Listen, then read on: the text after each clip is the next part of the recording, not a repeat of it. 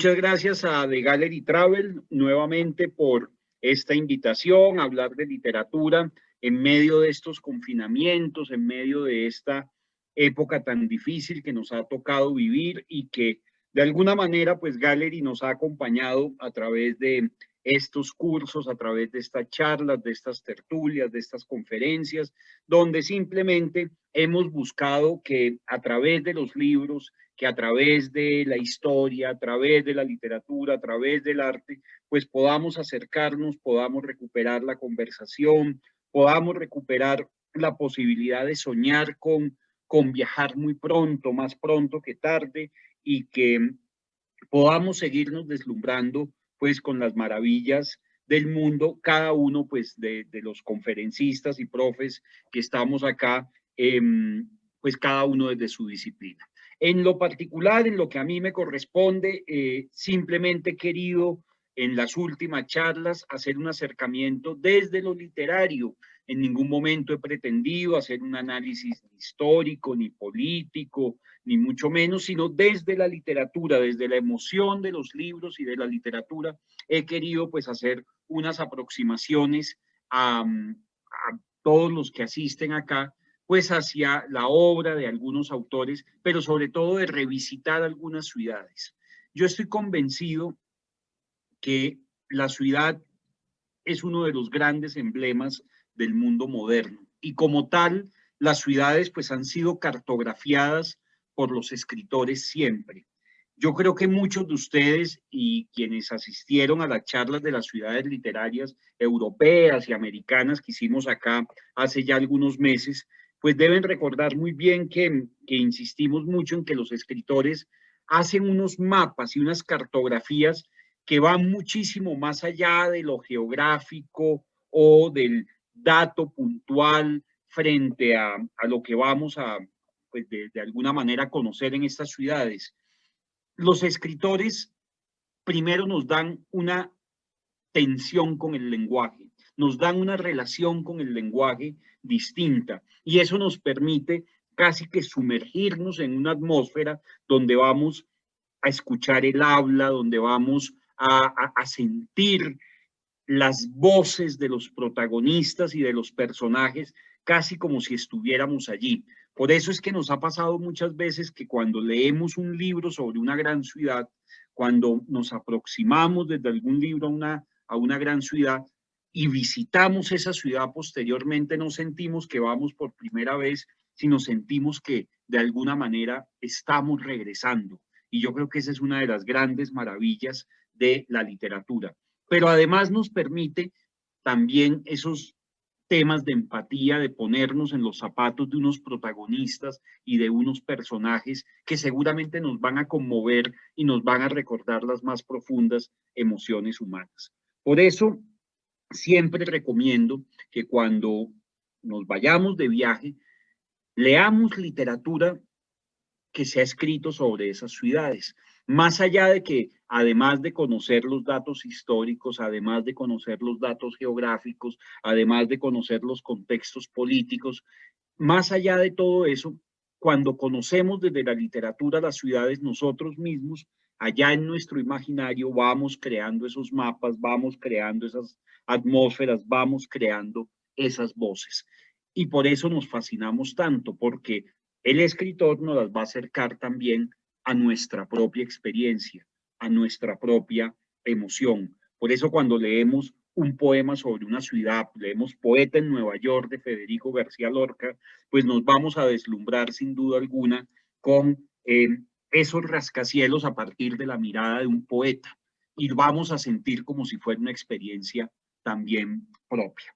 Hoy vamos a hacer un recorrido por Estambul, un recorrido desde uno de los libros emblemáticos de Orhan Pamuk, el Premio Nobel de Literatura, que es precisamente Estambul, la ciudad y recuerdos. Pero más allá de esta visita, pues vamos también a recomendar algunas obras. Al final he dividido como en dos partes esta charla para ustedes y es que vamos a hablar, por supuesto, en esta primera parte de lo que yo siento es la importancia de Estambul para la literatura como tal, y la segunda parte donde les voy a recomendar algunos otros autores que siento vale la pena leer si queremos hacer una cartografía de Estambul. Lo más importante, el libro se consigue. Estambul, hay varias ediciones, se consigue en edición popular, se consigue en una edición de Random House, pues un poco más, digamos, manejable. Y esta que está circulando, que es una edición preciosa, de lujo, llena de fotos, no solamente esas fotos familiares que vamos a ver a lo largo del libro, sino además de fotos de Estambul. Pero nos muestra ese Estambul también en blanco y negro. ¿Y por qué nos las muestra también en blanco y negro? Yo creo que los recuerdos, de alguna forma, van perdiendo el color con el paso de los años. Yo creo que a todos nos pasa eso. Nos pasa que se empiezan a decolorar un poco y en la memoria quedan fijadas, pues yo creo que ciertas texturas de esos recuerdos, de esos lugares que hemos visitado. Para Pamuk, yo creo que Estambul, pues es la ciudad donde él dice que no ha podido dejar de vivir, que no se ha podido ir de Estambul, que incluso cuando vivió en los Estados Unidos, pues siempre estaba de alguna manera con el corazón en Estambul, porque pues es la ciudad de su infancia, es la ciudad de su adolescencia, es la ciudad donde fijó esos recuerdos y donde fijó esas memorias más profundas y esos afectos indelebles para la vida. Pero más allá de eso, hay un recuerdo que también creo que es la magia de la literatura, y es que la magia de la literatura nos va a mostrar un poco también el esplendor que hay en lo caído, el esplendor de la ruina, el esplendor del deterioro.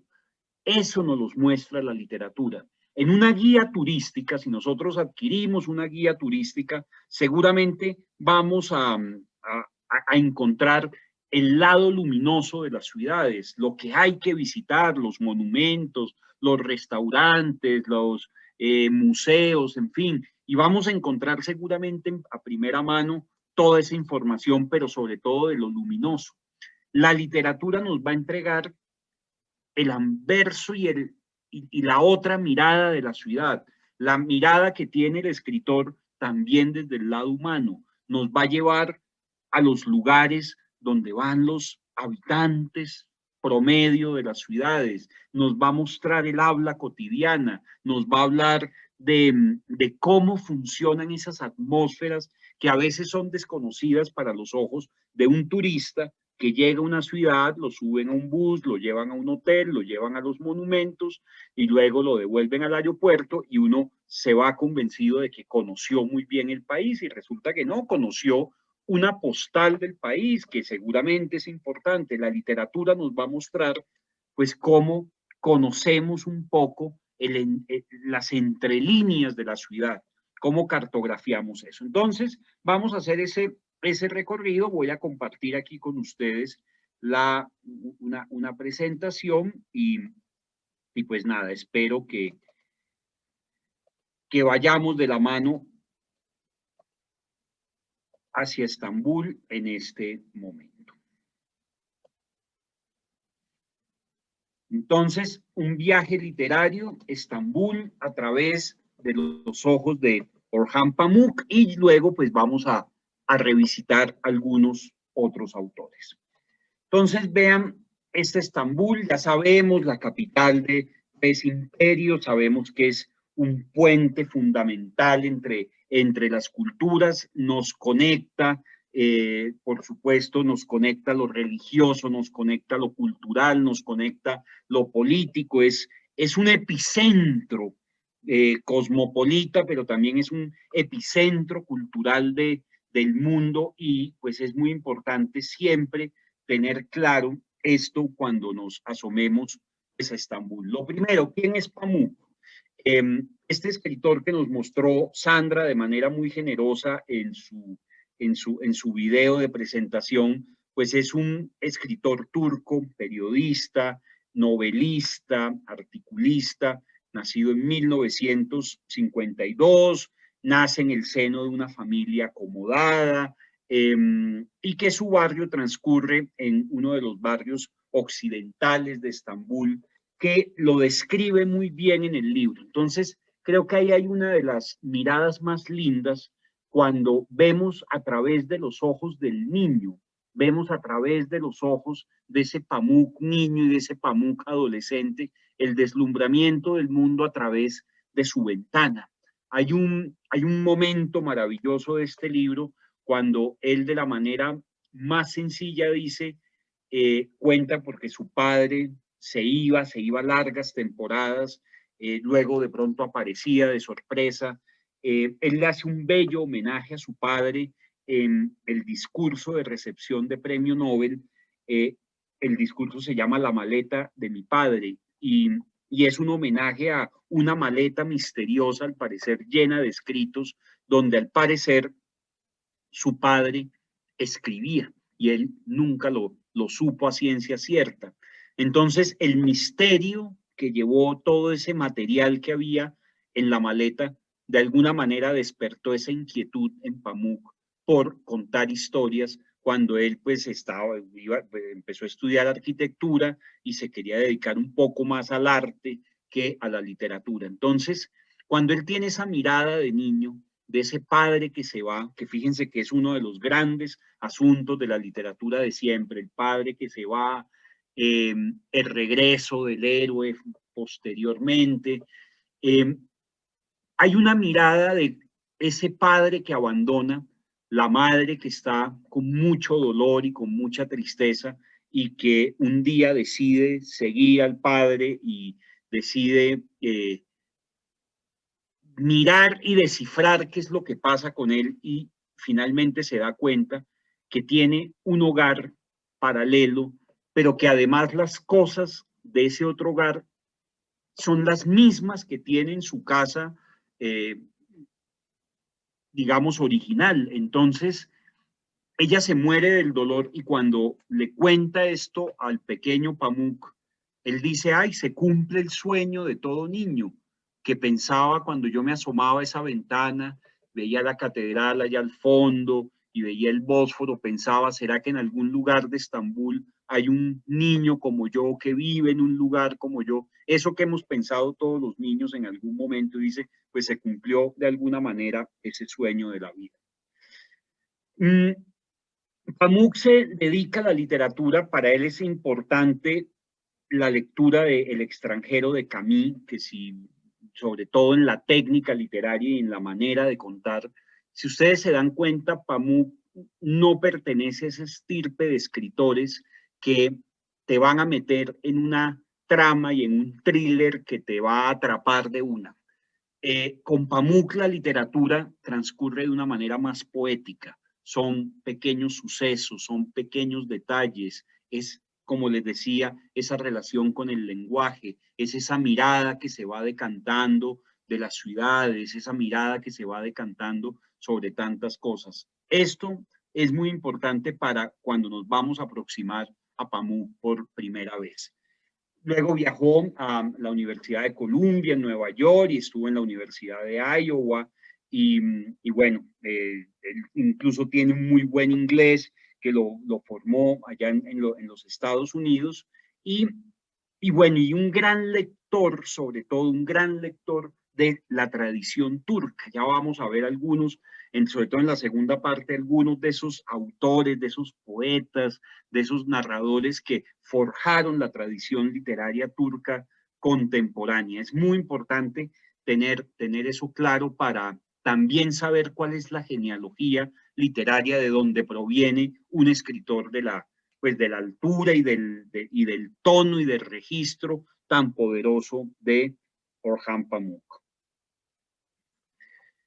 Fue acusado de traición por unas declaraciones que hizo en febrero de 2005 a la prensa suiza, en la que responsabilizó directamente a Turquía de la masacre de 1 millón de armenios y 30.000 kurdos en 1915. El caso provocó tanto estupor internacional que escritores de gran peso firmaron una declaración de apoyo a Pamuk, acusando al gobierno turco de no respetar los derechos humanos.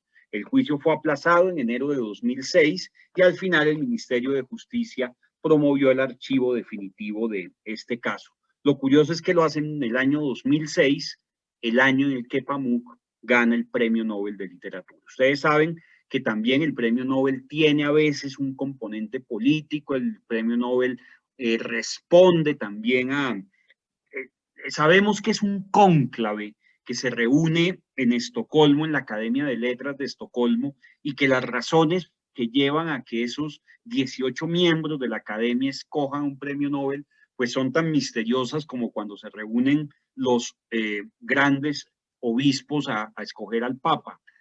El asunto es que a veces hay temas políticos. Uno dice, curiosamente, en el año 2016, a un mes de ganar las elecciones, Donald Trump le dan el premio Nobel a Bob Dylan, quien precisamente representa toda la generación contraria a Donald Trump, simboliza todos los Estados Unidos contrarios a Trump. Y fíjense que en 2020 se lo entregan a Louise Gluck, una poeta norteamericana, quien había sido declarada como una de las poetas de cabecera de muchos demócratas, entre ellos Barack Obama. Entonces, a veces hay ese componente político, ha pasado con los chinos, pasó con los soviéticos pues en el siglo pasado, que se entregaban o autores del régimen oficial en determinado momento o se entregaban autores disidentes, como el caso de Solzhenitsyn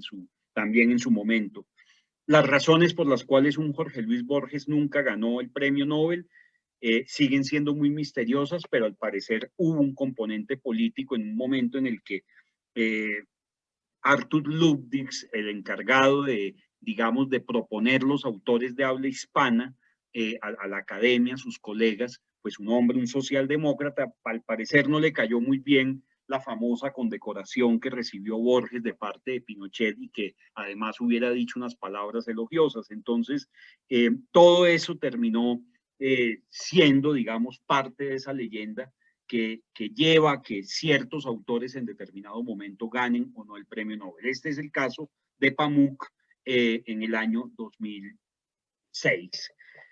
Bueno, algunos de sus libros, sobre todo Me llamo Rojo, Nieve, La vida nueva, y para mí que sin duda Estambul, Ciudad y Recuerdos, para mí es un punto muy alto, es un libro de memorias, es una autobiografía, es un libro que se puede leer como una novela, pero se puede leer como hace parte de esos géneros híbridos que ahora digamos, la literatura está llena de estos géneros que son como esas autoficciones o esos ensayos con autorreferencias, en fin, en un momento en el que los géneros son digamos, tan frágiles, este libro, pues sin duda para mí es un libro lleno de poesía, es un libro donde hay una narrativa muy clara, pero donde además hay una declaración de amor a una ciudad. Acá se cuenta la vida de Orhan Pamuk hasta los 20 años, cuando decide abandonar los estudios de arquitectura para dedicarse a escribir. Habla de su infancia y fíjense que tiene ese elemento del que habla el semiólogo Armando Silva, tan importante para entender las sociedades y para entender las grandes ciudades del mundo.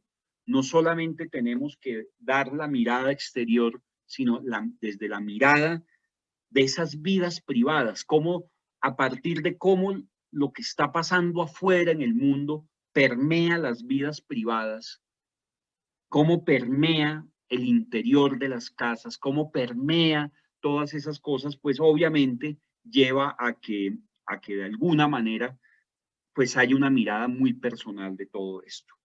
Su vida interior, la casa familiar,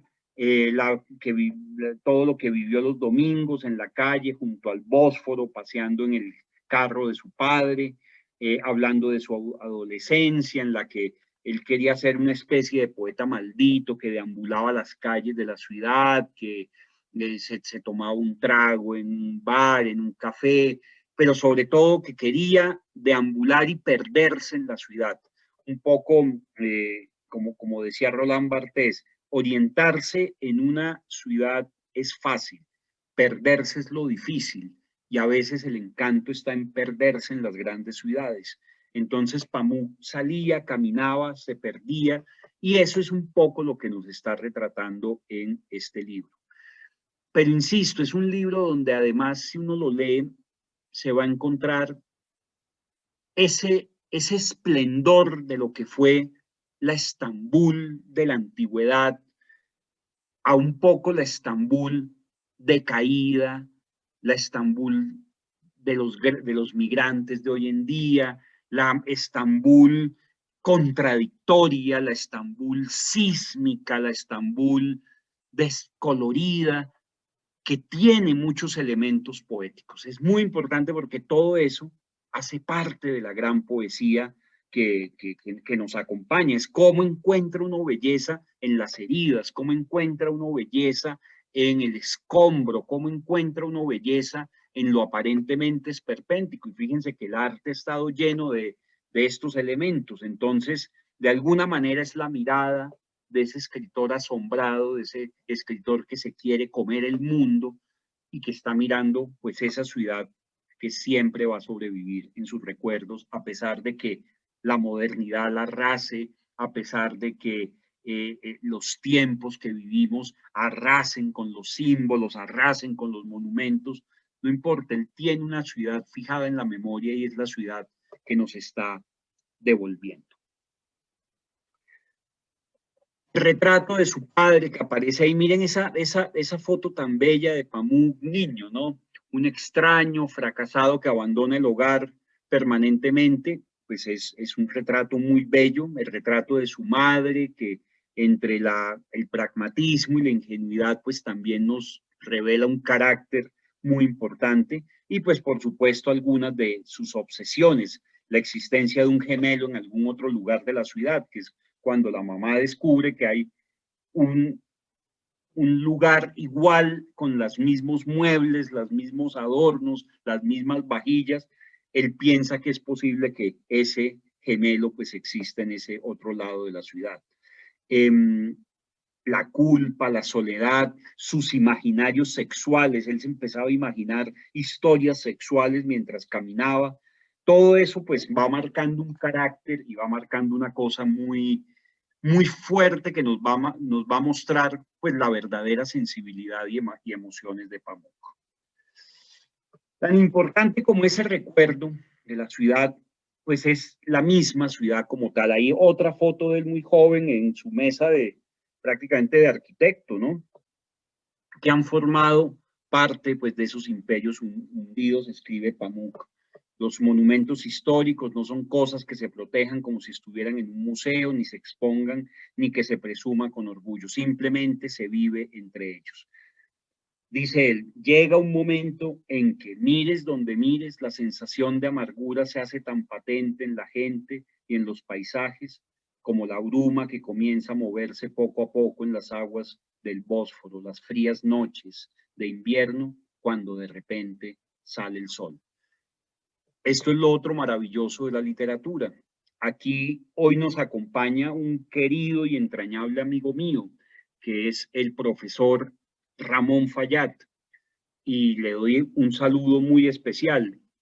Pero más allá del afecto hacia Ramón, lo menciono porque su hermano, el escritor Luis Fallat, es de esa estirpe de Pamuk con Bogotá. O sea, si ustedes quieren hacer una reconstrucción de Bogotá a partir de la amargura de muchos de sus habitantes, la ciudad gris, la ciudad deteriorada, la ciudad caída, él habla de sus habitantes en un café, cómo hablan. Ustedes quieren saber cómo hablan dos bogotanos en un café, pues lean Los parientes de Esther de Luis Fallat.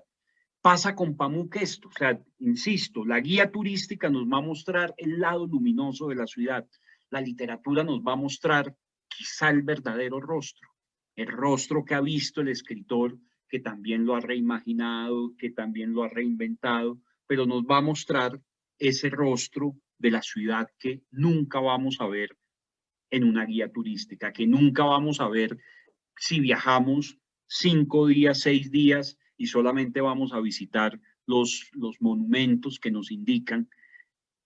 El escritor nos va a mostrar el verdadero asunto humano, ¿sí? Y esto es lo que pasa a lo largo de este libro. Esta es una de las ediciones más bellas. Ahí miren la cara de niño de Pamuk, que dice, intenta racionalizar esa amargura, que analiza cómo fueron los escritores extranjeros, fundamentalmente los franceses y en especial los del siglo XIX, que forjaron una imagen de Estambul, como Flaubert, Gautier, Nerval, y que la presentaron tópicamente exótica, que no resultaba difícil que fuera así, en fin, toda esa ciudad que era vista por los extranjeros, acá Pamuk nos las está mostrando, es vista desde adentro, ¿sí? No la mirada externa, sino una mirada muy interna de la ciudad. Por supuesto, aparece todo el tema político, el tema religioso, los golpes militares, aparece la persecución a muchos de sus autores favoritos. Por ejemplo, uno de los poetas nacionales de Turquía es el poeta Nazım Hikmet. Nazım Hikmet terminó viviendo en la Unión Soviética, perseguido por razones políticas, padeció todos los carcelazos del mundo y sin embargo siempre fue un poeta del optimismo, de la alegría, de la fraternidad de los pueblos y siempre lo reivindicó mucho Pamuk a lo largo de muchos momentos, como el poeta nacional de Turquía, ¿sí? Un país también lleno de muchos autores y poetas, ¿sí? Que supieron como cantar a los distintos momentos, pero sin duda Nazim Hikmet se ha convertido pues en ese poeta que se puede recitar en la calle, que además era fácil de llevar a la música, que además él tenía testimonio político, pero además tenía testimonio histórico, pero además era un poeta lírico que le cantaba al amor, le cantaba al misterio del tiempo, a tantas cosas. Vean esa foto tan bella ahí con su madre. Aquí empiezo ya también como a sacar algunas de esas frases. Desde el día en que nací nunca he dejado las casas, las calles y los barrios en que he vivido. Es muy importante porque acá también vemos a lo largo de este libro los distintos barrios, los colores de esos barrios, los barrios más populares, esos barrios periféricos, esas casas de madera muy pobres y que en este libro cobran también una belleza y un esplendor muy particular, donde yo creo que se mezclan esos brillos de un pasado con un presente, pues un presente muy gris y muy duro, y todo eso se fusiona, yo creo, que en la belleza literaria. Me preocupa la identidad de la ciudad, la forma en la que cambia, no solo en los mapas y grandes monumentos, sino también en las pequeñas historias.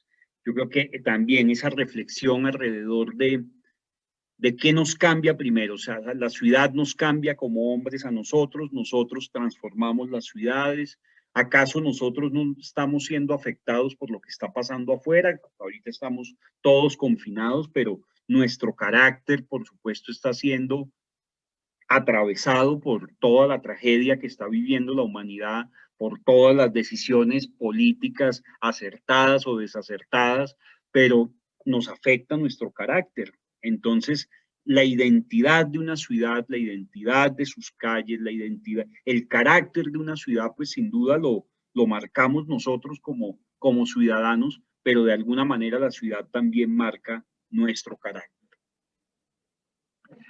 Antes de los años 70, en los que la ciudad creció a toda velocidad, desaparecieron mientras yo era un niño la mayor parte de los palacetes y mansiones de madera del Bósforo, así como entre ellos por cuestiones de herencia, dividiéndoles por pisos e incluso por habitaciones para alquilarlos, dejando que se pudrieran por falta de cuidados.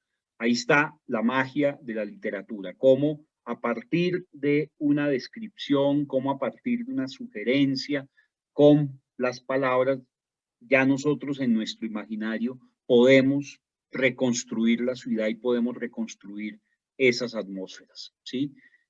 Donde antes había una casa, yo creo que a todos nos ha pasado. Yo creo que si yo les digo, vamos a recordar la casa de la infancia de cada uno de nosotros, primero la recordábamos más grande de lo que en realidad eran, porque éramos unos niños, entonces recordábamos esas casas mucho más grandes. pero también recordábamos las calles diferentes, pero la modernidad arrasó también con todo eso. Entonces, al arrasar con todo eso, decía Óscar Collazos, donde antes había la casa del amigo, donde antes había la gran mansión de un determinado barrio, ahora hay un centro comercial, ahora hay un parqueadero, en fin, ahora hay un rascacielos.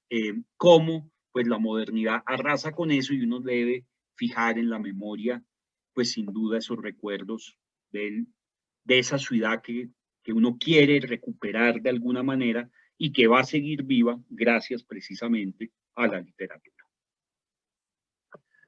Aunque nos apenáramos un poco por aquella cultura otomana que iba desapareciendo, como éramos de los nuevos ricos de la República, la civilización del Bósforo, más amargura y sensación de pérdida, provocaba en nosotros el consuelo de ser la prolongación de una gran cultura.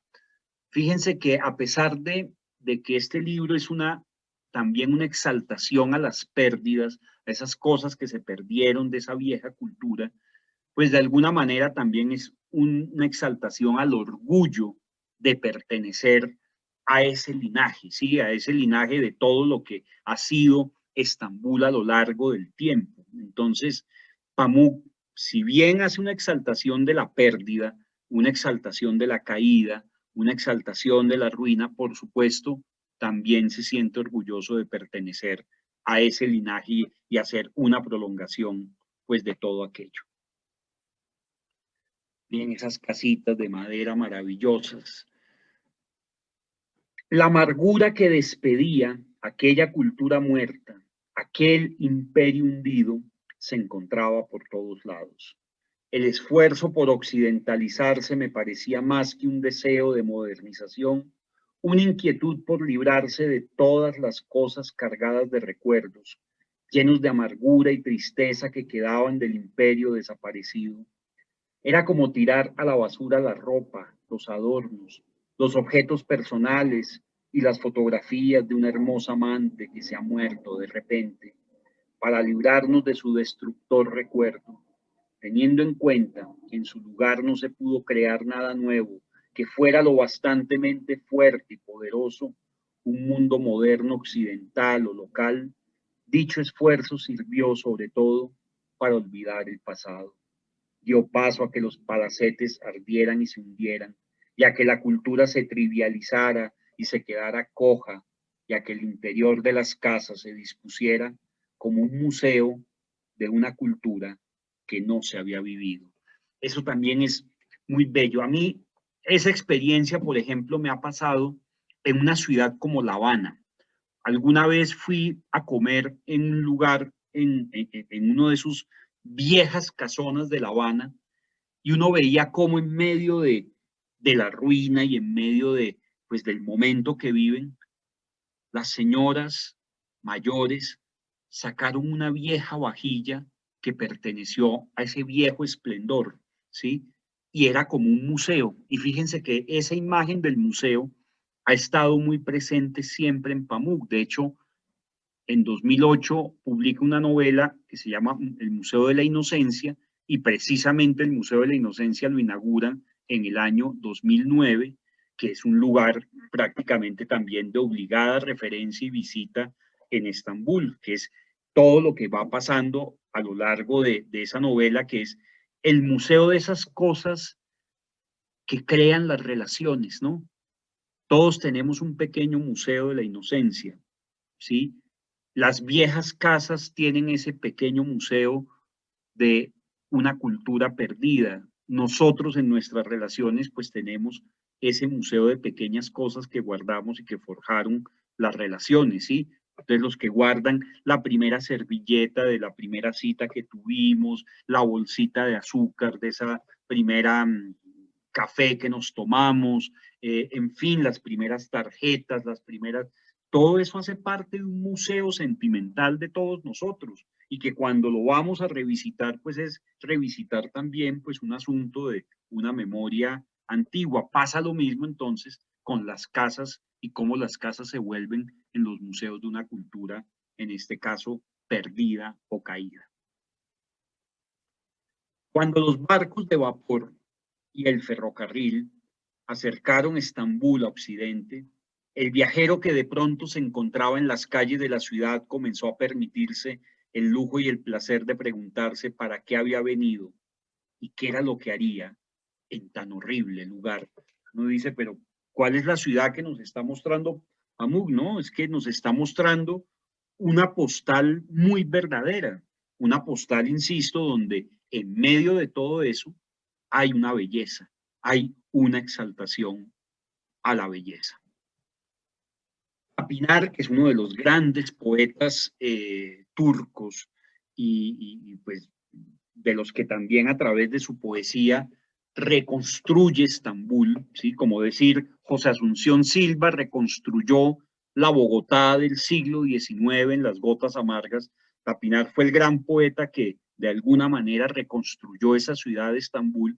Y miren esas casas que son muy típicas de madera, muy pobres, ¿sí? Entonces dice, Tapinar convierte la melancolía ante la visión tremenda de los barrios alejados de la ciudad de las ruinas, de los lugares sombríos y de las murallas, en una amargura local y la transporta magistralmente al paisaje de la ciudad y a la vida moderna. ¿Sí?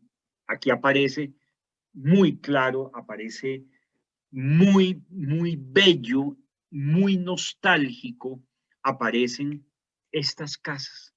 Aparece cómo estas casas también marcan el carácter de una ciudad y cómo la casa es un lugar, digamos, de iniciación poética. O sea, el gran filósofo Gastón Bachelard tiene un libro que se llama La poética del espacio, donde dice que de alguna manera los primeros asombros poéticos de la imaginación se dan en la casa. Vuelvo al tema de volvemos a esas viejas casas, nosotros en nuestra memoria visitamos nuevamente esa casa de la infancia. Estoy seguro que todos los que estamos acá hemos soñado con esa casa de la infancia, con la casa de nuestros abuelos, hemos soñado con la casa de nuestros padres, la casa donde fuimos felices en algún momento de la vida. Y yo estoy seguro que pasan los años y de cuando en vez soñamos con esa casa, ¿sí? Fíjense que es una de las pruebas de cómo se convierte en un lugar para el asombro poético, o sea, para maravillarnos con ese recuerdo, pero sobre todo con querer recuperar ese lugar donde fuimos felices. Y es algo que pasa a lo largo de Estambul, el libro de Pamuk, y es ese homenaje a las casas y a su casa, como ya lo hemos dicho, a esa vida privada, a todo aquello, pues por supuesto que nos va a conmover permanentemente. Eso es algo que a mí, y sí, aquí dice, mira, siempre se vuelve a los bellos sitios donde se amó la vida. Muy oportuno ese mensaje. Es así, nosotros volvemos a esos lugares donde amamos la vida, donde fuimos felices y pues lo exaltamos a lo largo de lo poético, en este caso, la exaltación de las casas, la casa como el primer lugar de la memoria. A ver, hacemos.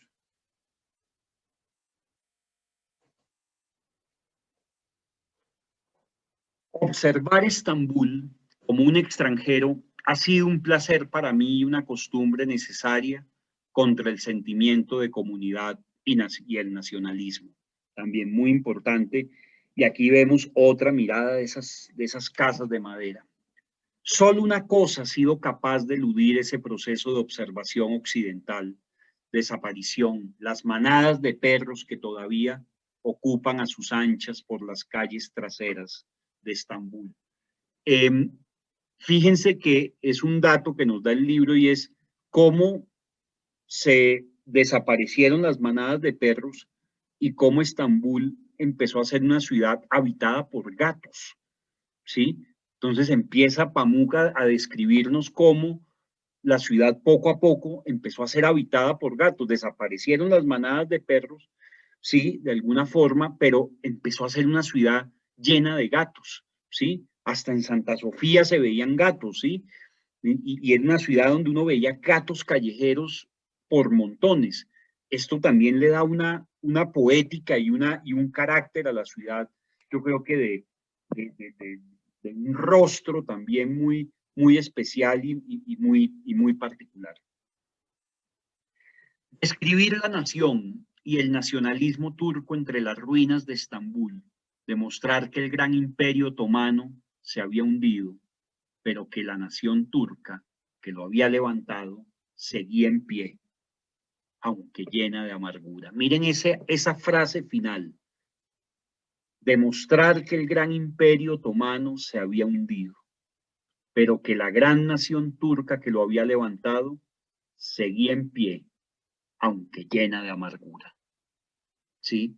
Hay algo en esa pérdida que generó una amargura colectiva, el destino de la nación de alguna manera se marca por eso. Si nosotros vemos nuestro destino como nación, y permítanme hacer estas analogías, uno dice, nuestra nación nace de un insulto, ¿sí? El 20 de julio. Nuestra nación se va demarcando con eventos como la noche septembrina, una noche en que se traicionó, ¿sí? Y que fragmentó al país para siempre en dos bandos que todavía lo seguimos viviendo. Miren cómo este peso de esta pérdida llena de amargura de algún momento, lo que fue una potencia, lo que fue un imperio, ¿sí? Y que hoy en día tengan que pedir permiso para entrar a Europa, tengan que pedir permiso para ser parte de la comunidad europea, pues obviamente eso es algo que llena de amargura al carácter de esa nación. Para comprender los orígenes de la profunda amargura que despertaba en mí el Estambul de mi infancia, hay que acudir por un lado a la historia, a los resultados del desplome del Imperio Otomano, y por otro, a la manera en que se ha reflejado en los hermosos paisajes de la ciudad y en su gente. Es un sentimiento que se considera tanto negativo como positivo. Vean esa foto tan preciosa. Aquellos palacetes quemados y destruidos, cada uno de los cuales asimilábamos en nuestras mentes con la historia de un príncipe loco, un cortesano, un hijo encerrado en el ático bajo 7 llaves, una princesa traicionada o un bajá desterrado o asesinado, y con la descomposición y la disolución del Imperio Otomano. Por otra parte, la amargura que despedía esa cultura muerta, aquel imperio hundido, se encontraba por todos lados. El esfuerzo por occidentalizarse me parecía más un deseo de modernización, una inquietud por librarse de todas las cosas cargadas de recuerdos llenos de amargura y tristeza que quedaban del imperio desaparecido. Es esa vieja nostalgia de lo que fuimos. García Márquez, fíjense que a nosotros nos definió a los latinoamericanos de una manera muy clara. Dijo, ¿por qué el dictador? Miren, esa frase la pronunció en la Cátedra Colombia de la escuela José María Córdoba cuando el comandante de las Fuerzas Armadas era el general Bonet y se inventa la Cátedra Colombia. Y miren cómo García Márquez dice, ¿por qué el dictador se volvió la figura mítica de América Latina? Que todos los escritores del boom tuvieron que escribir sobre el dictador, decía, porque de alguna manera nos recordaba eso que se perdió. El dictador de alguna forma encarnaba de manera folclórica en nuestro registro, a nuestra medida, la posibilidad de una monarquía perdida. El dictador tenía poderes civiles, militares, incluso hasta religiosos si querían. Era un poco esa nostalgia de lo perdido, de lo que no habíamos sido. Eso lo explica García Márquez hablando del dictador. Miren esto, como nos dice Pamuk, es de alguna manera lo que queda, los residuos, los restos que queda de un imperio desaparecido. El que Estambul esté dividida entre la cultura tradicional y la occidental Y entre una minoría inmensamente rica y los suburbios donde viven millones de pobres, y el que permanezca constantemente abierta una inmigración permanente, ha provocado que en los últimos 150 años nadie sienta la ciudad como su verdadero hogar. Eso es de una melancolía y ese es el tono del libro.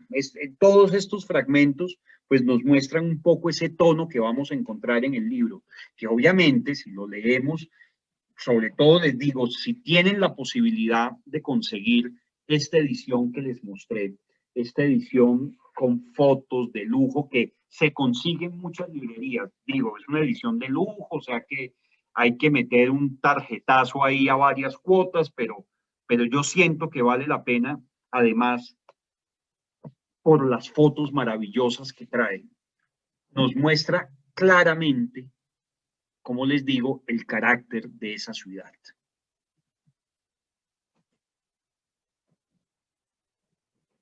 En mis recuerdos de infancia queda como parte de aquella limpieza cultural la manera en que se callaba a los que por la calle hablaban en voz alta griego o armenio. Ciudadano, habla turco. También había letreros por todos lados con el mismo mensaje. ¿Acaso el tema de las migraciones, acaso el tema de la xenofobia no es uno de los temas que está en la agenda del día hoy en todo el mundo? ¿No vieron acaso la entrega de los premios Oscar?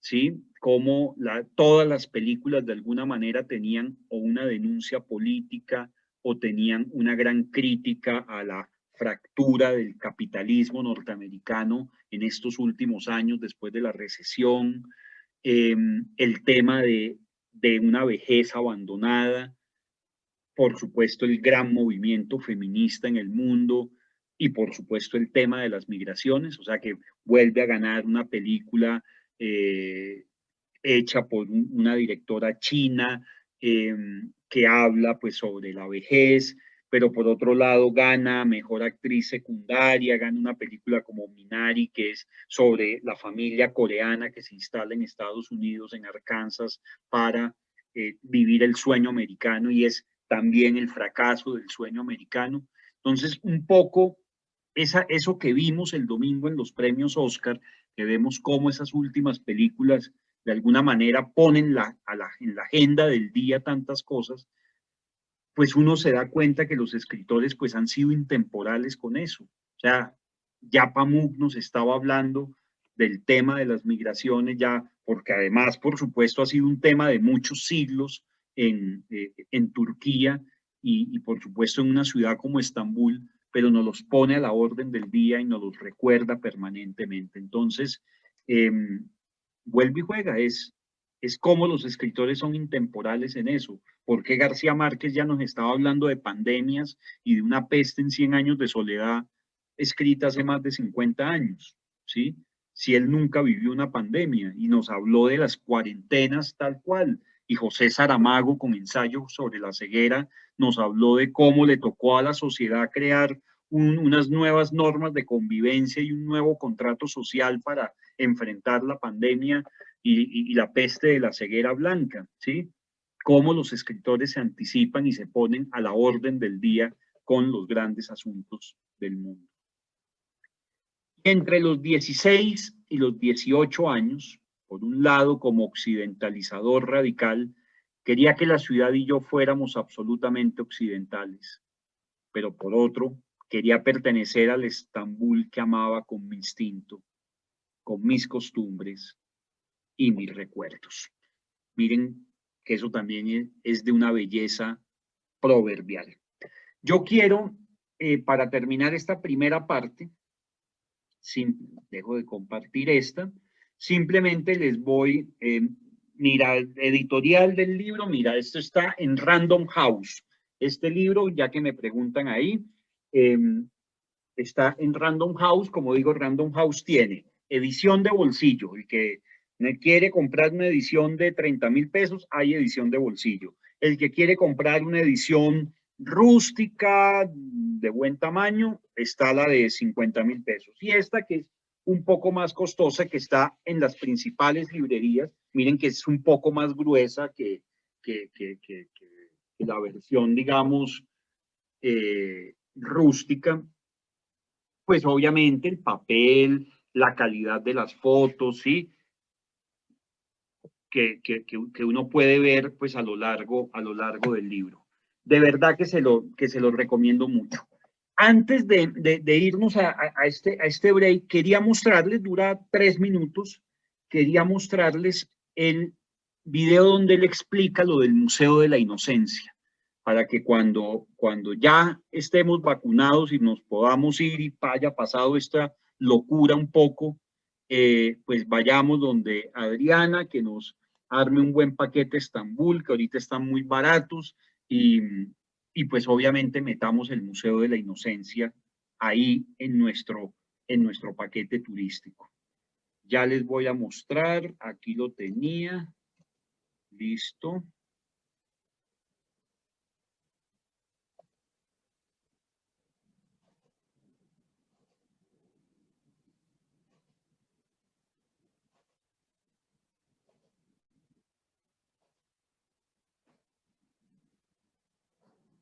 Dura 3 minuticos.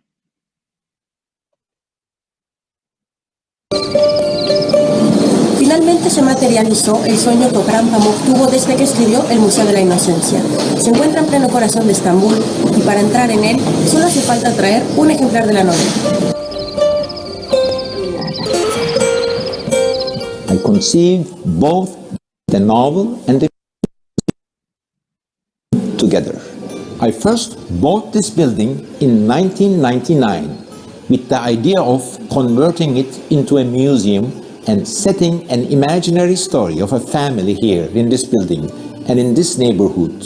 Then came the novel, The Museum of Innocence, and now we are opening the actual museum based on the fictional characters of the novel.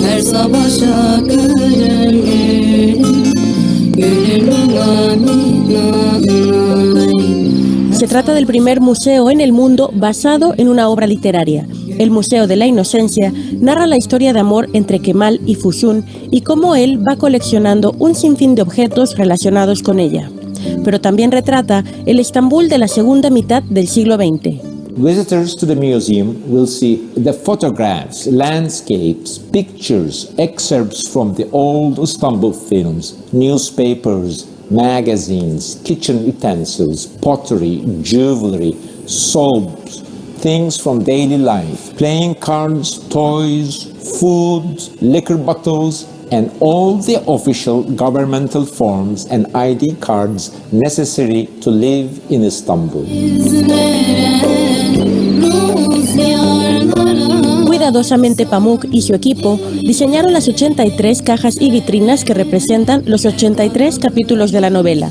Desde joven, el Premio Nobel de Literatura 2006 ha tenido una gran afición por las artes plásticas. There is also a dead artist in my soul, alongside a novelist, and he is trying to resurrect himself. I painted seriously between the ages of 7 and 22, as I wrote in my memories, Istanbul. But then I switched to writing novels.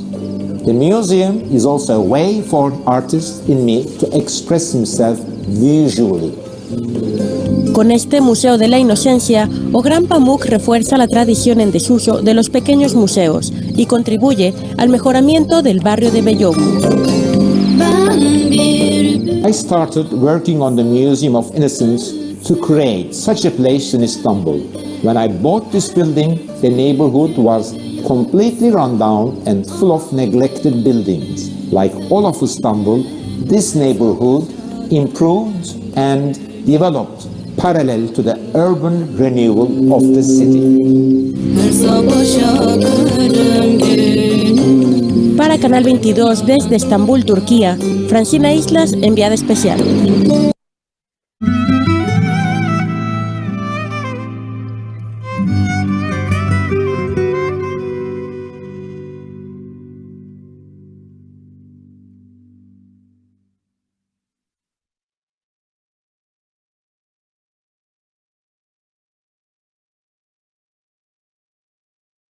Gracias por los comentarios. Un abrazo a mi querido Ramón Fayad, que acá me deja un saludo, un comentario. Saludo a toda la familia. Somos además familia de toda la vida, o sea, han sido hermanos ustedes de mi papá, así que técnicamente vendrían a ser como unos tíos míos ustedes, querido Ramón y Luis y toda tu familia. Me da mucha alegría, de verdad, y recomiendo mucho. Acaba de salir una edición en cátedra de la novela Los parientes de Esther de Luis Fayad, uno de los grandes novelistas que ha sabido cartografiar Bogotá. Y nos dice Gloria Marlene, nos dice visitar Estambul por segunda vez para ir al Museo de la Inocencia, sin duda. Hay que ir a ese Museo de la Inocencia y bueno, ahí les voy a recomendar al final un par de cafés ahí que, que, que, que no pueden dejar de visitar en el próximo viaje a Estambul. Apenas, insisto, pase esta locura, ya casi va a pasar esta locura, no lo sé, así pase un año, lo que sea, pero que pase pronto. Ya saben que las pandemias vienen de cuando en vez a recordarnos que somos frágiles, a decirnos que no seamos tan arrogantes, a, a bajarnos un poquito y recordarnos que somos efímeros. La historia de la literatura pues ha estado llena de eso, ha estado, si ustedes se dan cuenta, desde la Biblia, desde los clásicos hasta nuestros días, pues las pandemias han estado presentes porque aparecen de cuando en vez, ¿sí? Para recordarnos lo frágiles que somos. De hecho, se supone que la edad antigua, dicen los historiadores, termina precisamente con la peste de Justiniano y que la peste de Justiniano es la famosa peste que sale, si no estoy mal, desde Etiopía y muta de las ratas a los hombres el virus y pues obviamente al llegar a lo que es Estambul, pues obviamente ahí se propagó hacia toda Europa. Y acuerden que fue la peste negra la que acabó con la Edad Media, porque nacen unas nuevas clases sociales, en fin, nace una nueva forma de la economía. Entonces las pestes han llegado a recordarnos esas cosas, ¿no? Y de los grandes confinamientos también han salido pues obras maestras y han salido grandes novelas. No olvidemos que el de Cameron, de Boccaccio sale de alguna manera por un confinamiento, o sea, están todos confinados huyendo de la peste bubónica, entonces se reúnen y empiezan a contarse cuentos y con cierta picaresca, y fue precisamente a partir de esa misma peste que Petrarca es el cancionero buscando ese gran poema de amor, buscando el cadáver de Laura entre los muertos de la peste. Entonces, de alguna manera, tienes toda la razón, María del Pilar, darnos la oportunidad de hacer un alto en el camino para cerrar ciclos y renacer. Esa creo que es la lección, nos tocó a nosotros, y un poco la invitación es a que escriban, independiente de que estén cerca o no de la literatura. Pues si están en esta charla es porque de alguna manera son cercanos a la literatura. Y si algo va a quedar de todo esto, es el relato que estamos contando. O sea, conocemos Estambul por este relato que nos regala Pamuk. Las siguientes generaciones, nuestros hijos, nuestros nietos, bisnietos, sabrán que nosotros vivimos esta época tan difícil, esta época tan compleja, es por el relato que quede de nosotros. Porque si no, lo único que van a saber será por los libros de historia, por los textos de colegio, por los datos estadísticos y no más, no más. El verdadero relato, cómo se vivió la cuarentena, qué hicimos, cómo cambió nuestras costumbres, cómo nos reinventamos, cómo hicimos todo aquello, pues de alguna manera va a depender del relato que escribamos cada uno de nosotros. Entonces, esa es como la invitación que les hago el día de hoy a que dejemos, tratemos de escribir. No se trata de tener el diario de cuarentena, pero no está de más hacer un pequeño relato de cómo vivimos este tiempo tan difícil y este tiempo en el que nos unificamos como raza toda la humanidad porque de alguna manera vivimos la misma tragedia. Entonces, escribamos nuestro relato, que eso quede ahí, y lo repartimos entre los amigos, lo leemos, hacemos una tertulia, le decimos a Adriana, a Sandra, a Mireya, a Camilo, que nos abran esta casa virtual de Gallery y nos leemos los textos, pero que quede eso para las siguientes generaciones. O sea, miren que sabemos de aquellas pestes precisamente por la literatura, más que por los textos oficiales, llamémoslo así. Los textos oficiales nos van a llenar de datos, nos van a decir que hubo tantos muertos, que hubo una pandemia que se llamó el coronavirus, que dejó tantos apestados, que dejó tantos muertos, que cambió y ya. Y eso lo sabrán las siguientes generaciones. Imagínense si queda un relato de cada uno de nosotros. Un relato queda cada uno cómo vivió esto, cada uno qué ganó, qué perdió, todos hemos perdido algo. Miren que Pamuk nos entrega semejante libro hablándonos de lo que ha perdido, de lo que perdió en la Estambul de su infancia, ¿sí?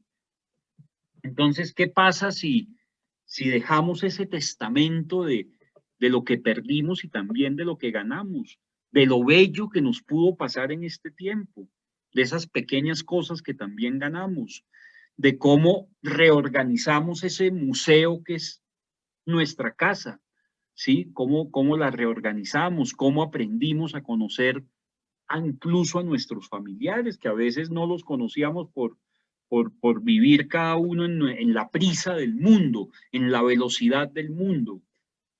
Podemos hacer ese alto como bien nos lo recuerda nuestra querida María del Pilar. Hago este alto en el camino simplemente para nada, proponerle a Adriana que nos acoja aquí en su casa virtual para que nos veamos muy pronto y nos leamos esos textos. Imagínense que nos leamos esos textos y los comentemos y cada uno ponga sobre la mesa lo que nos ha pasado y que eso quede como herencia a las siguientes generaciones. Entonces, como les dije, esta primera parte pues fue el recorrido de el Estambul de Pamuk, ese Estambul particular de Pamuk. Pero obviamente Estambul no es solo Pamuk. Quizá Pamuk es el que le ha dado más visibilidad por el solo hecho de ser un premio Nobel de literatura, de ser un escritor muy aclamado en el mundo occidental, muy leído, muy vendido, pues obviamente le ha dado esa visibilidad y eso es importante, así como a nosotros los colombianos nos dio visibilidad Gabriel García Márquez, a los mexicanos les dio visibilidad Octavio Paz y Juan Rulfo, a los cubanos les dio visibilidad Guillermo Cabrera Infante, José Lezama Lima, y ahora Leonardo Padura, para mencionar algunos.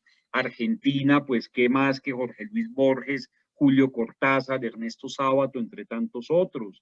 Uruguay, han sido las mujeres las que han reinventado esa cara de Uruguay, ¿no? Las grandes poetas Idea Vilariño, Ida Vitale, Juana de Ibarboru, entre tantos otros, y por supuesto Juan Carlos Onetti, Mario Benedetti, en fin, también entre tantos otros autores.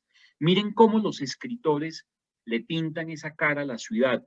Y por supuesto, en este caso, Pamuk es el que nos ha hecho ese Estambul más visible. O sea, estoy absolutamente seguro que muchos, los que ya leyeron el libro, lo van a releer, quienes no lo han leído seguramente van a quedar con las ganas de leerlo, de conseguir una de las ediciones, sea la edición de bolsillo, o sea esta edición de lujo, pero van a armarse su mapa de Estambul en su memoria. Pero aquí simplemente les quiero mencionar algunos libros, vamos a hacer un rápido recorrido por algunos libros y algunos autores que los tengamos simplemente como invitación. Ya aquí lo que quiero más que un análisis es hacer un recorrido para que ustedes tomen referentes, de pronto algún argumento les llama más la atención que otro y si tienen ganas de ir a Estambul y quieren ahondar más en las novelas sobre Estambul y comparar y ver cómo los escritores las han reinventado, pues qué mejor que pasen por eso. Entonces, nada, vuelvo a compartir acá nuestra presentación. Esa foto de Pamuk que es de una ternura infinita. ¿Qué íbamos a pensar que ese niño se iba a ganar el premio Nobel de literatura? Premio tan anhelado y codiciado por miles y miles de escritores en el mundo, y ese niñito de Estambul mirando con los ojos de asombro esa ciudad, con nostalgia, con melancolía, pero también con alegría, pues nos reinventa esa Estambul que hoy recibimos. Entonces aquí vienen algunos de los libros. Paz, de este Tanpiner, que es el autor que les mencioné anteriormente, que Pamuk considere a Paz como la mayor novela sobre Estambul jamás escrita, es sin duda la mejor carta de presentación para una obra en la que Tanpiner hace una completa y fiel recreación de los años transcurridos entre el fin del Imperio Otomano hasta el estallido de la Segunda Guerra Mundial, en donde se muestra la eterna dicotomía entre un Estambul que se mueve entre Oriente y Occidente. Los que les traje, que les voy a sugerir, seguro se me escapa alguno, pero son como los que tengo en la memoria ahorita más fijados y que de alguna manera pues he leído o releído en algún momento. Son libros que están en español. Obviamente la literatura sobre Turquía, la literatura sobre la cultura, sobre el Imperio Romano en Turquía, sobre Bizancio, sobre el Imperio Otomano, todo aquello, pues por supuesto hay cantidades de libros, pero aquí les voy a recomendar los que se pueden conseguir en español, que seguramente algunos se consiguen en librerías colombianas, no tanto en librería de cadena. O sea, yo este libro no lo conseguiría ni en Panamericana ni en la Nacional, sino trataría de pronto de irme a esas librerías más especializadas que por fortuna, y eso hace parte de la vida literaria de las grandes ciudades, es visitar sus librerías, ¿sí? Estambul tiene, por ejemplo, un barrio de librerías de viejo, ¿sí? Que es una maravilla porque es ir a buscar en esas librerías de viejo, pues joyas y maravillas donde también vamos a reconocer pues las ciudades.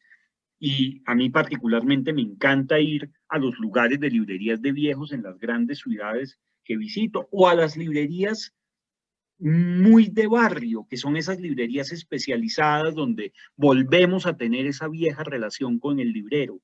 ¿Sí? No es el que te vende los libros y que te va a buscar el libro en un catálogo, sino que él conoce su biblioteca, conoce lo que está en los estantes y sabe si está o no está.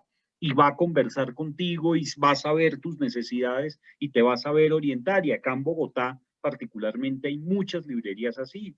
Me atrevo a mencionar Wilborada, Casa Tomada, Tornamesa, Arteletra, Prólogo, como Santo y Seña, ¿sí? Como algunas de las librerías que incluso además están ahí como entre Chapinero, Rosales, La Soledad, ¿sí?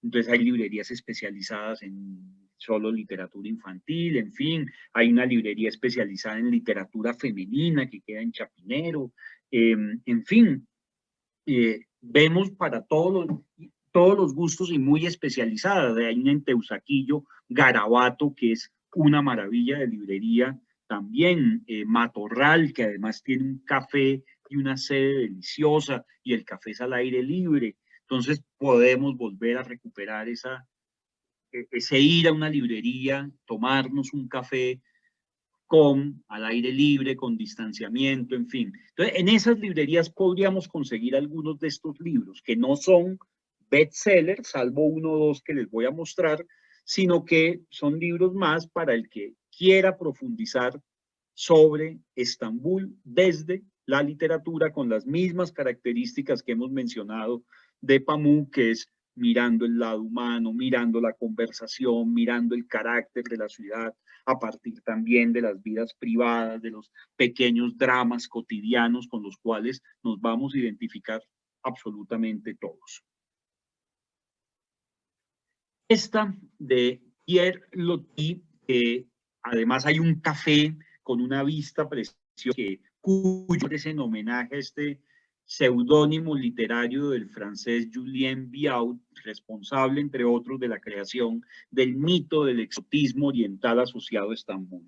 Es un relato, este libro, casi autobiográfico, que describe su apasionado amor por Asiyadeh, una joven circasiana que formaba parte del harem imperial, una historia a través de la cual podemos entender mejor la visión que tenían los ciudadanos occidentales sobre el Imperio Otomano en el siglo XIX. Esa portada es bellísima y ahí lo consiguen. Pues el Museo de la Inocencia, que ya lo mencionamos, por supuesto es otra de las joyas de Pamuk para que tengamos en cuenta, junto con este libro que se llama Una sensación extraña, que también es un relato de la vida y aventuras y sueños de un vendedor callejero, y que tiene también un retrato de lo que es Estambul entre 1969 y 2012. Desde que a los 12 años abandonara la aldea de Anatolia donde nació el protagonista, Mevlut Karatas, no hace más que fantasear sobre su vida. Instalado en Estambul, desde el primer momento se siente cautivado por esa ciudad vieja, sometida a constantes transformaciones, y por la nueva metrópoli que se abre paso rápidamente en su lugar. Y es allí, en el centro del mundo, donde le veremos crecer, enamorarse y ganarse la vida como vendedor callejero de boza, aquella bebida tradicional. Yo siento que este libro en particular y el Museo de la Inocencia tienen una correspondencia con Estambul, ¿no? Tienen una muy bonita correspondencia, yo siento. ¿Dónde reside Pamuk? Él reside entre Estambul, o sea, él está en Estambul. De hecho, hoy hablé con el director del Instituto Cervantes de Estambul, que es un español, un escritor muy buen amigo, Gonzalo Manglano, y me dijo que él estaba en el barrio donde vive Pamuk. Y como buen premio Nobel, pues también pasa gran parte del año viajando.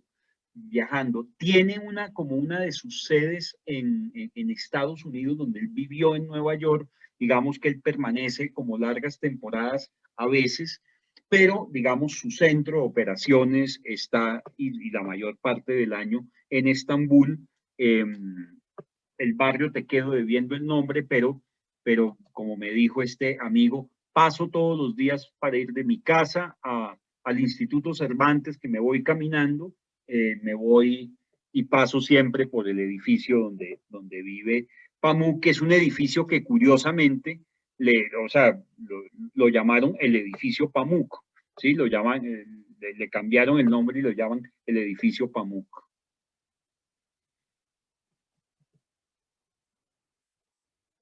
A ver, ya pasamos. Exactamente, Cristina. Muchas gracias, Cristina, y por el aporte en el chat. Eso es lo bueno de estas charlas ahora por Zoom. Miren cómo Zoom nos cambió la vida y pues se supone que nos vemos pixelados, o yo ni siquiera les veo las caras porque estamos con las cámaras apagadas, pero tenemos una nueva manera de la intimidad y de la cercanía, ¿sí? Aquí me estoy viendo con mi amigo Ramón Fallada, quien no veía hacía mucho tiempo, o con Elisa Dulcey, que es gran amiga de mi padre, y nos estamos viendo acá gracias a esto. La bastarda de Estambul. Este es un libro muy comentado también que es un relato escrito y narrado en tono femenino, que desprende todo el carácter multicultural que históricamente Estambul ha atesorado, una novela en que se narra la historia de Armanush, una americana de origen armenio que busca en Estambul los orígenes de su familia. Durante este proceso de retorno personal acaba no solo conociendo los detalles más íntimos y turbios de sus dos familias, sino la intensa vida en común entre turcos y armenios antes de que la Primera Guerra Mundial lo destruyera todo. Huelva y juega, lo que es verosímil en la literatura es que haya el drama humano, ¿sí? O sea, que nosotros sintamos ese verdadero drama humano atravesando las historias, porque es lo que nos hace cercanos. O sea, todos los que estamos acá hemos sentido alegrías, hemos sentido miedos, hemos sentido amor, hemos sentido asombro, hemos sentido terror, en fin. Y todos tenemos nuestros pequeños dramas cotidianos, unos más grandes que otros. Entonces, cuando leemos la literatura y nos sentimos identificados con eso o nos resulta verosímil, ¿sí? Es cuando sentimos esa empatía con los personajes, es cuando sentimos esa cercanía con los personajes, cuando precisamente tenemos esa cercanía. Entonces, es muy importante, eh, por eso siempre tener un libro a la mano con el cual nos identifiquemos. Este que incluso la crítica le ha dado palo porque a Antonio Gala le da mucho palo, dicen que es muy cursi, en fin, a mí me gusta, me parece que es un autor, pues también tiene sus lectores, sus seguidores, un libro cargado de erotismo, que narra cómo Desideri, una mujer española embebida en un matrimonio convencional y rutinario, acaba enfermizamente enamorada de un turco tras unas vacaciones en Turquía, desatando un torbellino de pasiones, de consecuencias trágicas. En eso, pues Antonio Gala es un maestro y el libro pues está publicado en Planeta.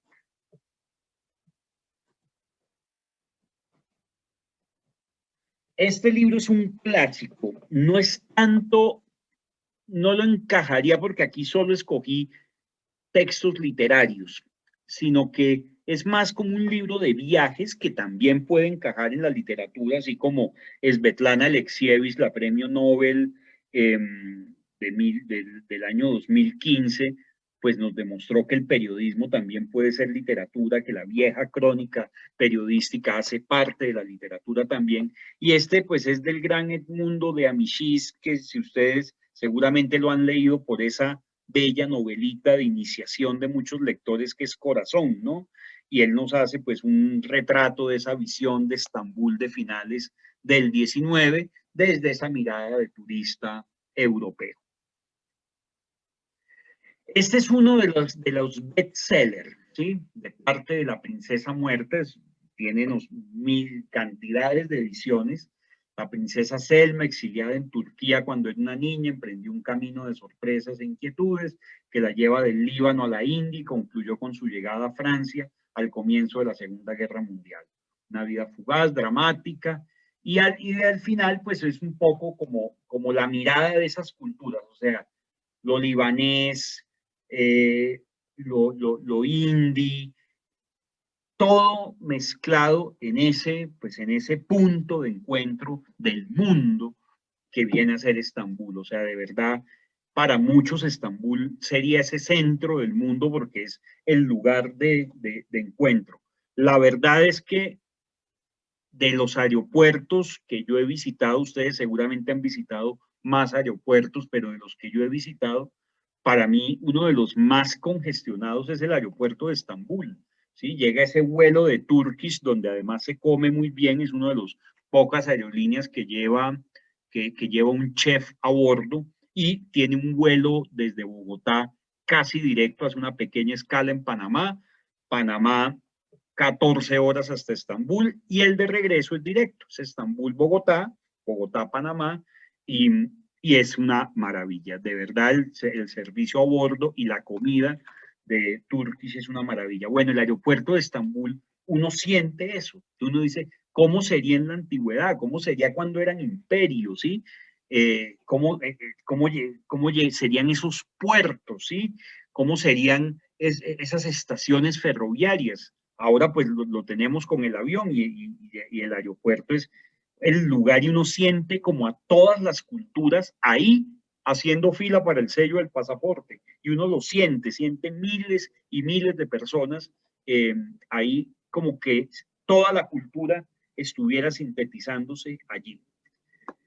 Está este libro que está en Tusquets, Muerte en Estambul, una bella novela que saqué esta frase instantes antes de mi partida, descubro que parte de la belleza de la ciudad procede de su pulso, de esa fiebre que sube cada mañana y desciende a última hora de la noche.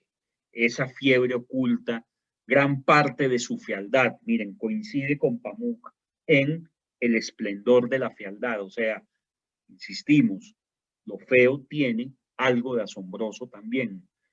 las imperfecciones tiene algo muy bello. Pues de hecho, si vemos la belleza del mundo, la belleza de las personas, pues depende también de las imperfecciones, ¿no?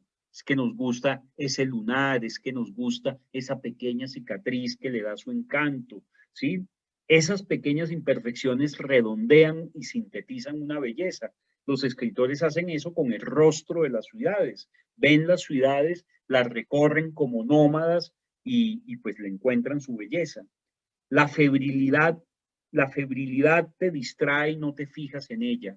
Ahora que las calles están vacías y no hay hombres ni vehículos que actúen como rompeolas visuales, queda al descubierto su aspecto mísero.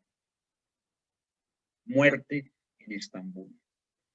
El famoso puente, el puente del Cuerno de Oro, pues todos sabemos uno de los puntos obligados del turismo, cuando ir a ver el puente del Cuerno de Oro, pues esos puentes que atraviesan el Bósforo. Esta es una chica turca que va a Berlín a mediados de los 60 a trabajar como obrera en una fábrica de lámparas de radio, quiere ver el mundo, conocer Europa y ahí la sorprende el año 68. Acuérdense que el 68 fue fundamental para la historia cultural y política de la humanidad, mayo del 68, pero tenemos también, no sé si vieron en Netflix, la película del juicio de los 7 de Chicago, que tiene que ver pues con todo el movimiento del 68 en los Estados Unidos y la revolución hippie y las exaltaciones políticas pues de un momento también muy movido de la humanidad. Entonces, esta es una mujer que se va, vive en Berlín, el legendario año 68, ¿sí? Ama el teatro, en fin, y luego vuelve a Estambul. Y ella siente que la ciudad ha cambiado, pero en realidad la ciudad no ha cambiado, ¿sí? Hay una denuncia política de fondo, pero es un poco como cuando uno se va, no sé si les ha pasado, ustedes viajan, dejan la casa cerrada, cubren los muebles con sábanas y vuelven después de un año, 2 años, y la casa está intacta, como si el tiempo no hubiera pasado, simplemente está llena de polvo. Entonces ella siente un poco eso cuando regresa a Estambul. Esta que es una de las clásicas, del asesinato en el Orient Express de Agatha Christie, Estambul, invierno, este famoso detective de Agatha Christie pues decide tomar el Orient Express, que en esa época hace el recorrido prácticamente vacío, pero ese día va lleno y consigue pues finalmente gracias a una amiga una litera cochecama. Al día siguiente se despierta, descubre que una tormenta de nieve ha obligado a detener el tren y que un americano llamado Ratcher ha sido apuñalado salvajemente. Aparentemente nadie ha entrado ni salido del coche cama, el asesino sin duda es uno de esos ocupantes. Entonces también ahí la gran Agatha Christie nos hace un retrato de Estambul en invierno. Y aquí ya algunos de los autores que que les quería mencionar. Nassim Hikmet, el más grande poeta, como les dije, el poeta nacional,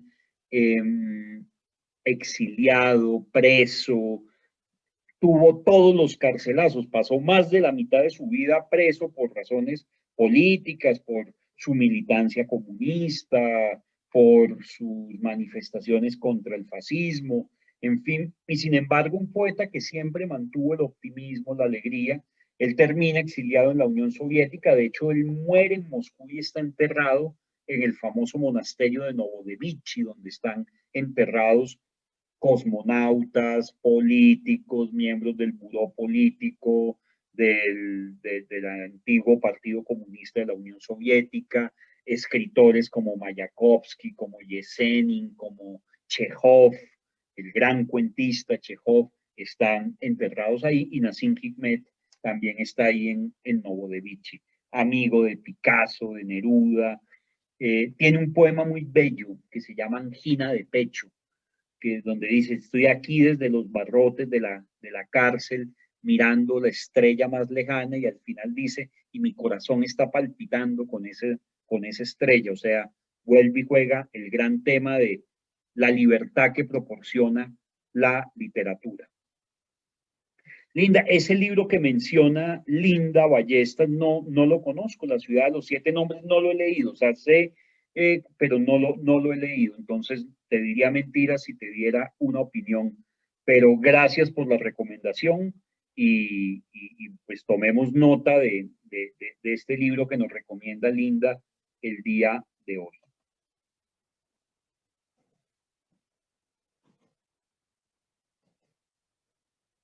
Bueno, aquí está Tampinar, el autor pues, de Paz, de esa novela que Pamuk considera la más grande obra que se ha escrito sobre Estambul. Eh, pues él empezó con el siglo más o menos, uno de los escritores que fundó la modernidad en la literatura turca. Entonces, se lo recomiendo, por supuesto, muchísimos.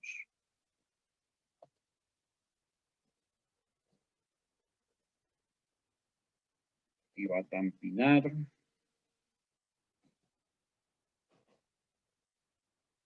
Y se detiene a veces y no quiere pasar. Este murió hace poco, Yazar Kemal. Yazar Kemal es, muchos pensaban que él sí iba a ganar el premio Nobel antes que Pamuk, sobre todo porque era un autor mayor y Pamuk pues estaba muy joven. Pamuk fue uno de los autores más joven que se ha ganado el premio Nobel de literatura. Eh, Autor de más de 30 novelas, sobre todo su saga del Halcón, El regreso del Halcón, es una maravilla, pero es uno de los grandes autores que si uno quiere conocer la literatura turca, pues debe revisar en algún momento. Este también lo admiró mucho Pamuk, Bilge Karasu, un escritor modernista, en fin, sus obras están cargadas sobre todo de un drama psicológico muy fuerte. Sus personajes son como esos personajes de Dostoyevsky, todos con unos rollos psicológicos y unas honduras muy complejas, donde por supuesto están las grandes fragilidades humanas allí como contenidas. Pamuk siempre lo admiró muchísimo. Este Sabantin Ali, también un novelista, poeta, eh, muy seguido también por sus creencias políticas, arrestado como Nassim Hikmet, pues él era mayor, un poco mayor que Hikmet, pero, pero bueno, fue un poeta que también padeció los carcelazos, que le tocó también convertirse en un símbolo como de toda una generación, también pues muy admirado por Pamuk. Said Faik también, eh, poeta, novelista, eh, periodista también, muy famoso por sus microrelatos, por sus cuentos breves, un autor también muy admirado. Este Melisabeth Andaya, también otro de los fundadores del movimiento literario Garib, que revolucionó la poesía turca, como acercándola al surrealismo europeo, también dramaturgo, en fin. Esta autora, que de las autoras contemporáneas, o sea, es una autora de 50 años, también muy reconocida, la autora del Bastardo de Estambul que les mencioné anteriormente, muy leída en el Reino Unido, muy leída en Francia, muy leída en los Estados Unidos incluso. Es una de las escritoras pues, más influyentes en la Turquía de hoy. Este es el Kut Altun, nacido en el 50, o sea, es un autor de 71 años, que además ha sido editor, banquero, en fin, y se dedicó pues a la escritura desde muy joven. Es un autor como de culto, no es un autor bestseller, sino leído como en pequeños círculos en la academia y en la tertulia cultural, llamémosla, de Estambul. Y 3 sitios que les recomiendo muchísimo para visitar este Museo de la Caligrafía, muy importante. Ahí uno va a ver pergaminos, mapas, pero sobre todo con esa caligrafía otomana, una maravilla. O sea, que es un lugar, además el edificio, pues miren, es precioso. Este que es el café en homenaje a Pierre Loti, que se encuentra, pues mírenlo con esa vista. Imagínense uno tomándose un café, contemplando el río y contemplando la ciudad, y que sabiendo que es un lugar al que han peregrinado muchos escritores y que ha sido un lugar de tertulia. Y por supuesto el Museo de la Inocencia, que ya todos lo tienen allí anotado, y el café del Museo Nassim Hikmet. Si bien Nassim Hikmet está enterrado, no hay tumba de él en Turquía, hay todo un museo y un centro cultural, y hay un café donde hay conciertos en vivo, recitales de poesía en vivo, y donde se supone se toma, junto con el otro café que les mostré, el mejor café de Estambul. Entonces, con esto hemos hecho el recorrido, y quiero cerrar simplemente ya nuevamente con Pamuk, con este pequeño video también de aproximación a él, para que nos quede muy claro, que dura 8 minutos, y con esto cerramos el día de hoy. Cristina aquí nos recomienda también el Museo del Expreso de Oriente. Me gustan estas recomendaciones mucho. Entonces acá les comparto, y con esto cerramos exactamente. Este dura 8 minutos. Orhan Pamuk es conocido por su obra y también porque fue Premio Nobel de Literatura en 2006, pero además es un símbolo de la lucha de Turquía para formar parte de la Unión Europea. En las últimas semanas, Pamuk ha estado de gira mundial promocionando El Museo de la Inocencia, su última novela, mientras el Tribunal Supremo de su país reconocía el derecho de cualquier turco a denunciar al escritor que ha reconocido los genocidios kurdo y armenio. Coincidiendo con la celebración del Año de Turquía en Francia, Euronews ha conversado con Pamuk. Mr. Pamuk, welcome on Euronews. Welcome. El Museo de la Inocencia es su primera novela tras la concesión del Nobel. ¿El premio cambió su vida y su relación con su país? Realmente el premio Nobel no provocó grandes cambios en mi vida. En mi país quizás me convirtió en un personaje público, más de lo que hubiera deseado. Ahora soy más político de lo que me gustaría ser, pero esto le pasa a cualquiera que recibe un Nobel. No creo que sea una particularidad turca.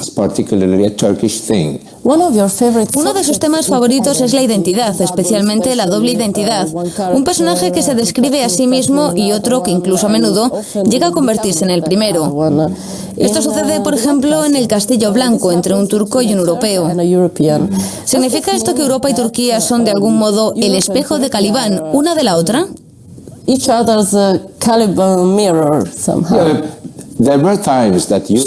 hubo ocasiones en las que Europa y Turquía se miraron demasiado una en el espejo de la otra.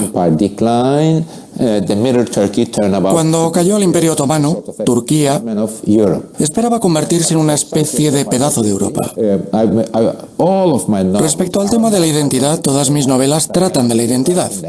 Quizás porque cuando yo empecé a escribir, por ejemplo, El Castillo Blanco, incluso en mis novelas anteriores, la identidad no estaba de moda ni entre los académicos ni entre los periodistas. Pero por otra parte, desde que Turquía empezó a tener problemas, la identidad suscita debates del tipo: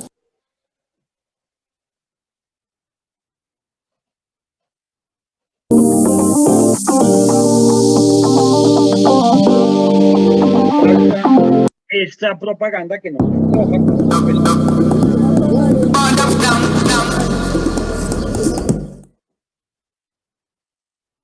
pues, ¿somos orientales o somos occidentales? ¿Cuáles son nuestras raíces? Somos las dos cosas. Geográfica y culturalmente estamos en el este y en el oeste. Y esos son los problemas que hoy llamamos identidad, y que habían afectado ya a los turcos. A la política, a la cultura, todo se basa en esa retórica de la identidad. En otros colores, usted incluye un capítulo titulado ¿Dónde está Europa? Entre otras cosas, nos habla de un verano que pasó en Ginebra. La primera vez que oí tocar las campanas de una iglesia me sentí no como si estuviera en Europa, pero sí en la cristiandad. Así que, ¿es Europa un club cristiano? Si Europa es un club cristiano basado en el nacionalismo y en la cristiandad, entonces Turquía no tiene sitio en Europa. Pero si Europa se basa en la libertad, la igualdad y la fraternidad, entonces sí, Turquía tiene cabida. Pero una vez más, Turquía está intentando ser el espejo de Europa. Y Europa está también decidiendo sobre su propia identidad, al tiempo que se pregunta si contar o no con Turquía. Mientras, Turquía se interroga a su vez sobre su identidad. Y si el Islam y el nacionalismo, junto a otros ideales, deberían definir la identidad turca.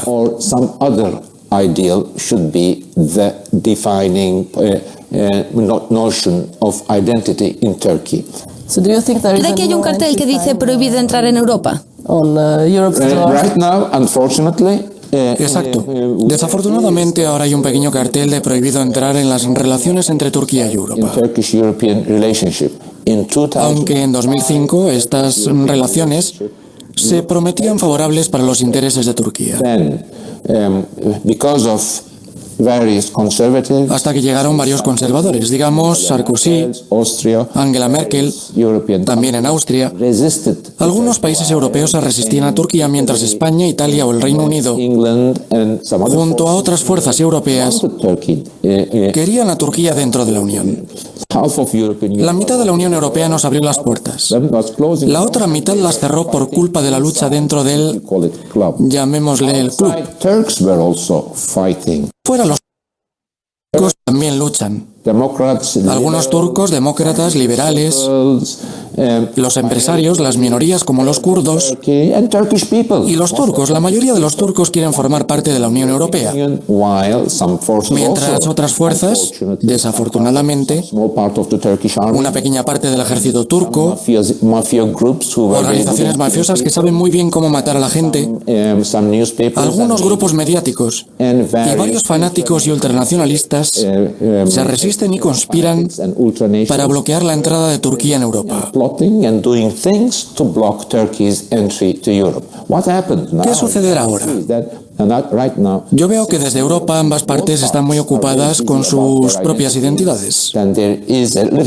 Parece que se hayan tomado un descanso, hay un parón, una falta de entusiasmo.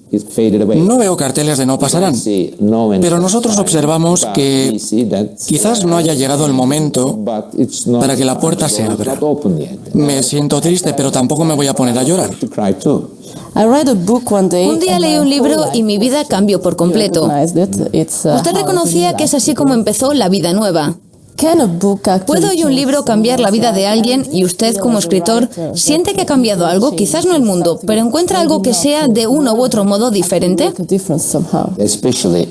Especialmente en el mundo no occidental hay bastante de infelicidad. Infelicidad económica, presiones políticas, unas expectativas apocalípticas para el milenio. Revolución, utopía, pero la gente lee libros con ese gran entusiasmo que te provoca ese libro que te da la llave del mundo y tú vas y lo cambias.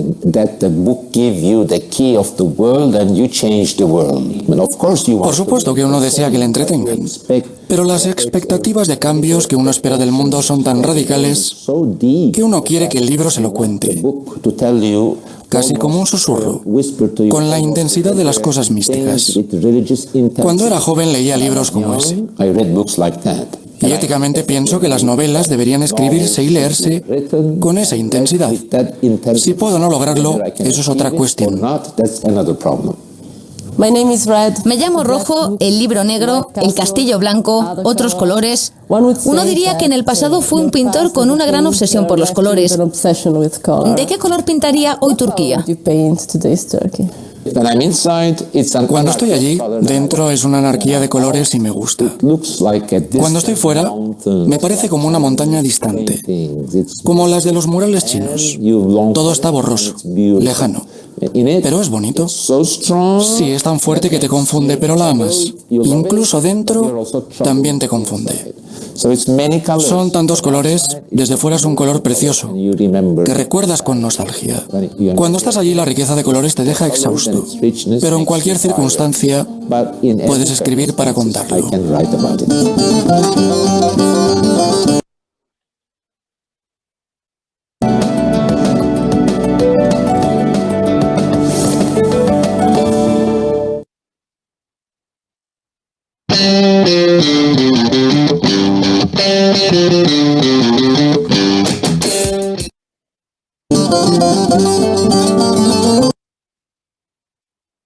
Bueno, que este sea un abrebocas para asomarnos no solamente a este libro maravilloso de Estambul, sino asomarnos a la maravillosa obra de Pamuk. Este pequeño librito, La maleta de mi padre, es que contiene el discurso de recepción del premio Nobel y el discurso que pronuncia en Frankfurt a propósito del premio de paz, también es una joyita y está en Mondadori. Ese discurso de la maleta de mi padre, de verdad que es una belleza. Yo lo tengo en PDF, yo se lo puedo enviar a Sandra y si alguno lo quiere adquirir, se lo pueden pedir a Sandra.